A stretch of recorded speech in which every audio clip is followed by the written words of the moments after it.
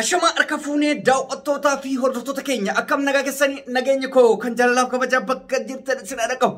Egaan daawwattoota hordoftoota keenya odeessaa ajaa'ibaa, odeessaa injifannu kan uummata Oromoo boonsu, kan saba kana boonsuu fi kanneen biraa qabadhee isiniif dhiyaadheera. Hamma xumura qophii keetti na waliin turan affeerraa kooti. Ijoon keenya jalqabaa duula guyyaa 17 ji'a 11ffaa bara 2021 keessa eegale. Kana jechuun guyyaa lama dura kan eegale duula Wbon magaalota Oromiyaa qulqulleessuu irratti taasifameen tarkaanfileen hanga ammaatti fudhatame tarkaanfii boonsaa kan akkaan kolfaa dubbatan malee kan mataa qaqqabatanii dubbatan miti. Kanarraa isiniif odeessa. Hamma xumuraatti na hordofaa isiniin jedha. Inni bira kijiba biltsiginnaa kan gaara kana fakkaatu keessayyuu waa'ee Ameerikaarra akka waan pirezidaantiin Ameerikaa Joo Baayiden aangoo gadhiisee dhukkubsatee fakkeessanii odeessan. Akkasuma pirezidaantii Ameerikaa jalqabaa kan taate dubartii Kamala Harris tan jedhamtu iddoo isaa akka buutirraa dubbatama. Iddoo isaa bu'uun dhugaadha. Yeroo aangoo daqiiqaa meeqatiif akka ta'e garuu dubbii kiyya keessatti isin hima. Akkasuma Dabratsiyoon Dabra Mikaa'el seenaa ajaa'ibaa biyya Tigraayiif dalage jechuu hin danda'amu. Osoo wayyaaniin biltsiginnaan asii ammas caakkaa dhagaa keessa teettee nuunaasofti jedhu magaalaa ofii guddittii keessatti mootummaa Naayijeeriyaa duraanii kan ta'e fi akkasuma ergamaa gaanfa Afrikaa kan ta'e waliin gaafa isaan marii taasisantu mul'ate. Isarrattis amma waca haaraatu uumame. Egaan daawwattoota hordoftoota keenya akkuma beekamutti tarkaanfilee Wbon fudhatte boonsaan keessayyuu naannawa giddugala biyyettii jechuun naannawa Shawaa dabalatee iddoo hedduutti duula qulqullina magaalaa jedhame. Qulqullinni magaalaa kun immoo kan lafa qulqulleessan osoo hin taane kaadiree hattuu kan saba saamtu kan maqaa paartiitiin uummata Oromoo duguugaa hidhaa jiru takka lama jedhee yoo xiqqaate guyyaa takka keessatti gara 162 olii qulqulleessanii jiran. Odeeffannoo kana viidiyoo kiyya gama dhumaatti irratti yoo barbaadan ragaa wajjin isiniif dhiyeessuu danda'a. Egaan qulqullinni magaalotaa kun kutaalee hedduu keessatti bittinnaa'ee saba Oromoo boonsaa jira. Keessayyuu bulchaa godinoota ilmaan Oromoo mana hidhaatti guuru kan mana hidhaa keessaa guursisee ajjeesaa jiru dabalatee poolisii Oromiyaa humna addaa jedhamtee argitee biddeena birrii 200 nyaatuuf jecha saba isaa Oromoo irratti halkaniif guyyaa deemu. Tarkaanfiin haalessaan biyyoon walitti dabalatu akkasuma booji'uu itti fufee jira jechuudha. Kana jechuun bosona ta'aniiti miti. Nadhagayi. Bosona ta'aniiti miti kana kan godhan. Magaalaa keessa deemanii biyya abbaa ofii keessa. Baadiyyaa sitti fakkaatiin Wbon kana booda baadiyyaa keessa deemu, bosona keessa deemu. Lafti magaalaa kan isaati. Algaa barbaade seenee rafuu danda'a. Mana barbaade seenee rafuu danda'a. Manni kan rabbii takka jedhamu san manni kan Oromooti. Fudhadhu kana. Hafee jira siin jedha Wbon baadiyyaa keessa deemu obboleessa kiyya. Waajjirri iddoo harka isaanii jira. Biiroon iddoo harka isaanii jira. Biiroo keessa ta'anii abbaa barbaadan ajajuu eegalanii jiran. Injifanneeti jirra. Kun mootummaa kufaadha isin hime. Haqa jiru mootu sooshaal miidiyaa irratti argaa jirtan. Bosona keessatti waajjira ni ijaarran. Bosona keessa asfaaltiin hin jiru. Bosona keessa konkolaataan hin jiru. Kana haqa jiru hundi keetu argaa jirta. Injifannoo hanga naga'u kanarra geennee jirra jechuudha. Keessayyuu dhiyeenya kanatti Abiyyi akka xiyyaara ofii qabataa jiru isin himneerra. Keessayyuu erga gamtaan Afrikaa Dabratsiyoon Dabra Mikaa'elitti deebi'e. Mariin sunuu marii akkamii akka taate seef godhaa kun icitiidha. Ameerikaan maaf achi ergite? Maaf waraana ofii Jibuutirra qubsiifte? UK maaliif waraana ofii Keeniyaarra qubsiifte? Think of think Abiyyi eessa akka jiru waan hundi keetuu baradhu. Finfinnee keessa taa'uu isaan laalin. Wanti Finfinneetti itti dhaqanii haasofsiisaniif haala mijeessafii jiran siree inni irra rafu. Quba qabaadhu siin jedhaaman dhiyeenyatti Oromoon abbaa biyyaa ta'ee tiipphan lafa abbaa biyya ofii taate barbaaddu Itoophiyaa hooggantee barbaaddu ofirraa dhiiste Oromoon garuu biyya ofii ofiin of hoogganee hayyoota keenya hidhaa keessaa baafatee dachee ofii irratti alaabaa ofii irratti wareegamaa ture san gaafa mirmursutu dhufaa jira. Of qopheessa Oromoo. Injifannoo hanga naga'u ol maal barbaadda? Kaadireen har'a ijibbaata falmatu takka beekattee jirti harki caaltu. Amma Tayen miidiyaa irratti sodaate ilmaan Oromoo gara jalaatiin duguugsisaa jira. Hin sodaate miidiyaa irratti of hin baasu. Dhiisee jira shana jechuu, dhiisee jira juuntaa jechuu. akka kufe argeera. Garuu haloo baafatuudhaaf gama jalaatiin ummata keenya miidhaa jiran ganda ganda ofiititti gara biraan danda'an ka. Dhugaan jiru kana karaa jalaatiin saba miidhu malee gubbarra hafanii jiran.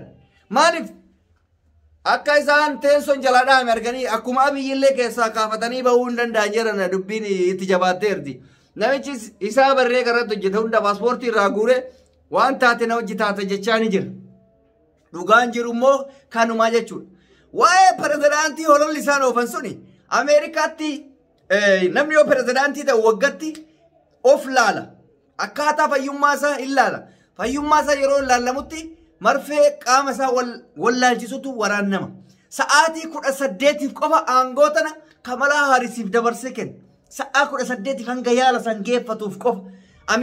Dhukkubsateeti miti. Noormaaliif akkasumatti Ameerikaan nama nagaa kana fayyummaa isaa cheekii gooti. Sa'a 48 niikularaa fi biyyattii akka to'attuuf kennameef sa'aan sun dhumatee jira. Aangoo ofiitti deebi'ee jira namichi. Sa'aatii 48 qofa aangoon kan kennamuuf. Dhukkubsatee osoo hin ta'in seera addunyaa irratti Ameerikaa irratti akkasuma. Namni mootummaan haaraa dhufe cheekii of godhaa hanga saniif aangoo pirezidaantiif dabarsee kenna. Isa san bilchiginnaan akka waan inni dhukkubsatee hospitaala seenee akka waan inni aangoo irraa bu'ee fakkeessanii odeessan. Namni aangoo sa'a 18 namaa kennee addunyaan isuma waan guddaa gootee haasofti. Yeroo jalqabaatiif dubartiin Ameerikaa Kamala Haaris sa'a 18 aangoo argatte jedhamee haasa'ame. Isa san jijjiirtee bilchiginnaan rabbiin nurraa kuffise maali? Yoo inni sirraa kufe qofa oduma kufe ka dhufu sun waan osidaabusi fakkaata. Mootummaa kana Ameerikaan duuba dhaabatsi fakkaate hin jiru jechuudha. Ijibbaata kun ijibbaata isa jedhamu sanirra jirta waan ta'eef abdii kutadhaa hin jiru. Wanni hundi isinitti dukkanaa'ee jira. Kijiba guddaa oofuudhaaf maal godhan uummata gammoojjii baaletti beelesa naamna shafaffanuudhaaf misooma eegalte moo kaadireen Oromiyaa takka. Oromiyaatti misoomna ganaa galee jira. Godina baaletti midhaan ganaa akkas ta'ee jira. Burjaajessuuf ajandaa jijjiiruuf hin dhageenyu gurra kan nu seenu. Ilmaan Oromoo ganamaa fi galgala waraanatti ergitu san ifirraa dhiisi. Deemi boqadhu waggaa 3 bulchiteerta si ga'a. Baay'ee nyaatte saba kana si ga'a. Akka wayyaanee san saba nyaachuu wayya mallaqa dhugaa rabbi. Saba nyaachuurra qabeenya nyaachuu wayya. Kan du'e hin deebi'u qabeenyi hin deebi'a yaa jamaa. Namichi kun lubbuu nama nyaate lubbuu qabeenyaa caalaa waan isin ajaa'iburra. Lubbuu qabeenyaa si otaate nan bifan. Waraana kana teessoo fi kursii ofii irra turuudhaaf jecha mallayni inni biyyattii sanirraa baasee waraana ittiin bitu waraana ittiin ergu xiqqaa miti. Biyyattii diinagdee isii akkasiin lafaan dha'e laa. Biyya doolaarri birrii 60 meeqa keessa jira. Gaafa wayyaanee sanuu birrii 26 ture anuu beekaa gammaatti gaafa dhufu doolaara qabadhee biyya kana seene. 26 ture. Waggaa 5 irra. Biyyi sadarkaa hangana ga'u keessatti lafa dhoofte jechuudha. Kana kan godhe Abiyyi Ahmad malee anaafisii miti. Anaafisii biyyi koo akka nagaa argattuun barbaanna. Bilisoomnee uummanni keenya akka caffaree taphatee firiidamiidhaan biyya abbaa biyyummaa ta'uun barbaanna. Mattaawaqaa ati akka waan lammii biyya biraatii dhufte birrii guddaan baafatta yaa jamaa. Magaalaa kee keessa seentee mattaawaqaa takka fudhatuuf birrii 6,010 baaftaa bar ofii biyyatti dhalattee bar. Maali inni kuni? Kaleessa gaafa wayyaanee san birrii 2 baafataa turre birrii 2 sunuu ta kaarditi. Ta kaardii magaalaa bulchiinsi magaalaa kaardii waan lafaan finneef kaardii san birrii 2 bitattaa chaambaa irratti tolosiidha. Itoophiyaa ta'uun kee hin beekamu achi dhalatuun kee hin beekamu. Har'a garuu hin jiru. Mattaawaqaan baafadhootte birrii guddaa si gaafatan. Akka waan samii irraa buute, akka waan Ameerikaa jiraate, akka waan Jibuutii jiraate. Kana hunda ka godhe Abiyyi Ahmad. Biyya akkasii paaspoortiin hin yaadamu. Fira qabaachuu qabda paaspoortii baafachuu. Yookaan baatii 7-8 gaafata taa'uu qabda. Duraan guyyaa meeqa fudhatan jedhan. Guyyaa 15 itti fudhan paaspoortii. Guyyaa 15. Biyya biraa deemuuf baatii tokkotti fudhate walumaa galatti. Har'a hin jira wanni sun. Biyya alaa deemuun hin yaadamu. Ji'a amata tokko waan akkasii jala deemachuu qabda. Baajeen ati kanaa baastu xiqqaa miti. Kana kan fide argitee mootummaa kana malee nama biraa miti. Sadarkaa akkanaa keessa jirti Itoophiyaatti wanta takka bitachuun har'a killeen takka birrii meeqa jedhan abboo isaa alfadhaan gaafa waa dubbatan. Biyya kanatti killee 5 birrii takkaan bitta. Argitee timaatimii kiiloo 2-3 kiiloo 5 birrii 5-10 bitta.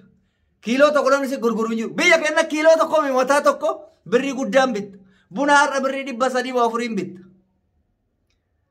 biyyi amma nu jirru fakkeenya biyyoonni arabaa kun biyya sahaarati biyya lafti goggogaa roobni hin jirre qabeenyi isaanii garuu wanti hundi akka waan facaasaniiti kana maaliif ta'e biyyoota akka kennaa hattuu sanirraa ol shamatan biyya keenya halkanii guyyaa wanni hundi biqilchitu sun wanni hundi qaali maaliif waan biyya keessaatti fayyadamuu dhiisee mootummaan alatti fe'a gatii xiqqaan sirraa fuudhee gatii guddaatti gurgura kanaaf biyyi kufte kana immoo kan godhe mootummaadha waan ta'eef rabbi mootummaa kana nurraa buusee mootummaa nagayaa mootummaa sabasaa namoota akka jawaarfaa odaman biyya bulchanii barre ameerikaa biraa dhun barbaachisu bar gootonni akka jawaar warra kajaal barroo kun warri dheebuu bilisummaa qabu kun bara odoo biyya bulche warri qabsaa'ee itti dafqee maalii bilisummaa kana maal akka taate barbaadu warri odoo biyya bulchanii bar ameerikaan dhayitu baratu ameerikaa keessa jirta biyya qananiitu keessa garuu akkasumaan kursii o'arra taa'aa ture gaafa aangotti ba'e itti mul'atu hin argine kaa wanta biyyoonni biraatti jirtu